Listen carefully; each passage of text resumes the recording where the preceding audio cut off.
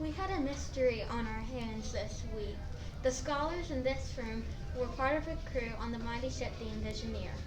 While in search of an ancient treasure, we were marooned on an island and a key part of the navigational map went missing.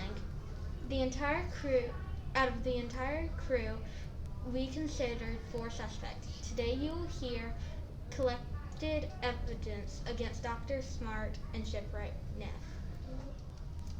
We are medical examiners that were helping Dr. Smart examine a patient that had a collapsed lung. We made this lung model to represent how the lung works. When you pull in, the lung inflates. When you push in, the lung deflates.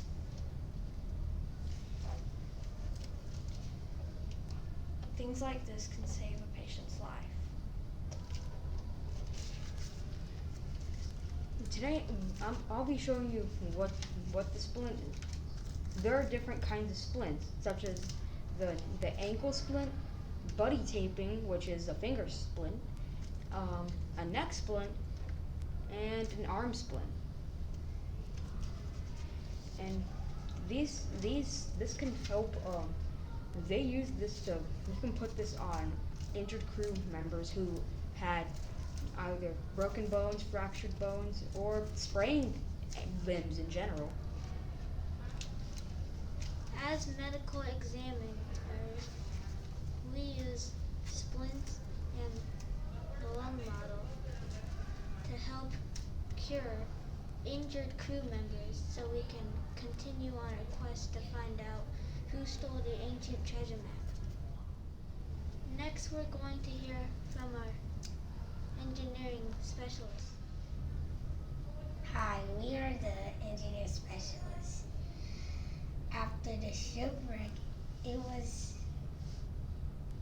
our job to build a robot to help find lost crew members and restock our food on the island. We had to build and program a robot because we couldn't walk on the island at all.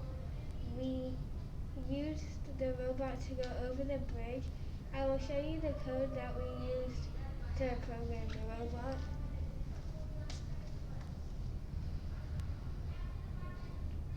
We did forwards, then turn left, forwards, turn right. We put the lights on and played music, then turned it off. We did that a few times, and then we turned right and forwards again, and it made it over the bridge to the island. We had to build a bridge to get food from one side of the island to the other. We used straws and paper clips to build it. We first made a model of how it would look and then started constructing it. As engineers, we used the engineering thinking process to help us create our models. It was a very long journey building and programming a robot. We had a hard time, but we still did it.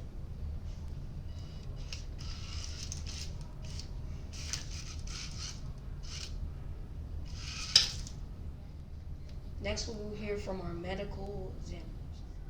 Hello, we are medical examiners, and after the shipwreck, one of our crew members got bit by a deadly snake. So we learned how to treat snake bites and what to do if you get bit by a snake. The first thing you're going to want to do is take deep breaths to prevent the venom from getting to your heart and to slow down your heart rate. Then, you're going to want to slowly move away from the place that you got bit. Lastly, you're going to want to obviously call for help. This was one of the many activities we did in STEM. When we dissected the calf's heart, I discovered 2 things about the heart: the aorta and the vena cava. The first thing I discovered was the aorta. Now, the aorta's job is simple. Oxygenate blood to the upper body. Last but not least is the vena cava. The vena cava's job is the exact opposite of the aorta's job, to deoxygenate the blood from the upper body. Without the vena cava, the heart would only oxygenate blood to the upper body. I would talk about more about the heart, but like I said, I only discovered 2 things about the heart when we were dissecting the calf's heart. Okay, so To conclude, we all learn a lot during this. To conclude, we all learn a lot during these past few days. Like when you get bit by a snake, you don't try to panic. And about the heart, we discussed that. We discussed the arteria, the vena cava, and the artery. Next, we will hear from the blood splatter analyst. Hello, we 3 are the blood splatter analysts of the Envisioneer crew. We were searching for treasure with the map we found in Indonesia. But while we were searching for the treasure, there was a crime on our hands. When we shipwrecked on this mysterious island, there was a blood splatter on the deck. To determine where the blood splatter fell from, we dropped blood from different heights, like 12 inches, 30 inches, and 66 inches. Then we measured the actual heights of the blood drops. As that is how we did it, we had a purpose of to why we did this. As you know, there was a blood splatter found at the scene of the crime. So we had to measure the blood drops to see whose blood we found. And that is why we did it. As you know, we dropped the blood drops from 3 different heights. I will be explaining what happened after the blood drops dried. We measured the diameter, and we also measured the diameter, and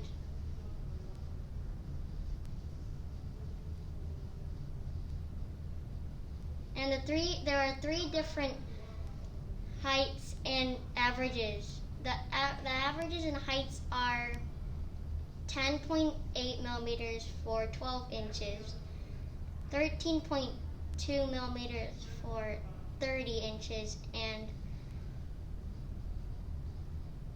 11.6 millimeters for 66 inches. The actual blood drop average is 14.5 millimeters. And 14.5 millimeters is close to 13.2 millimeters, which means the actual blood drop dropped from around 30 inches. Now the suspects are Dr. Smart because he had a cut on his hand, which is around 30 inches, and Shipwright Neff because he had a cut on his head, so he could have been bending down, which is also around 30 inches. Now you'll be hearing from the forensic scientists next. Hello. Today we'll be talking about the case of the missing map. In this story, we are a group of forensic scientists on the crew of the Envisioneer that shipwrecked. Now we have to find out who stole the missing piece of the map. First, we found a mystery powder at the scene of the crime, and we also found blood drops and an overturned cup that had fingerprints on it. So first, we tested different powders, different white powdery substances to find out what the mystery powder was. So, when we went into the kitchen of the boat, I saw the mystery powder on the counter, and we used a pH strip to figure out what it was, and it was good for the skin. So we did some investigating. So we used iodine and vinegar and put them in the powders, and And when we put the vinegar in baking soda and cornstarch, it hardens like the mystery powder. So, and everything that the cornstarch has is similar to the mystery powder. So, in conclusion, the mystery powder is cornstarch. Case cracked. We also tested for fingerprints. Since we didn't have the proper tools, we had to use cocoa powder that we found in the kitchen. We got tape and the cup with the prints and got to work. When investigator and me set up the station, we found a couple pairs of gloves for us to wear. When we got some of Gabby's makeup brushes, we gently dipped them in the cocoa powder and put them on the prints. At first we thought it was Young's, but then we concluded that it was Dr. Smart's. Based on all the evidence our STEM group has submitted, we believe that Dr. Smart and Shipwright Neff are guilty of stealing the ancient map.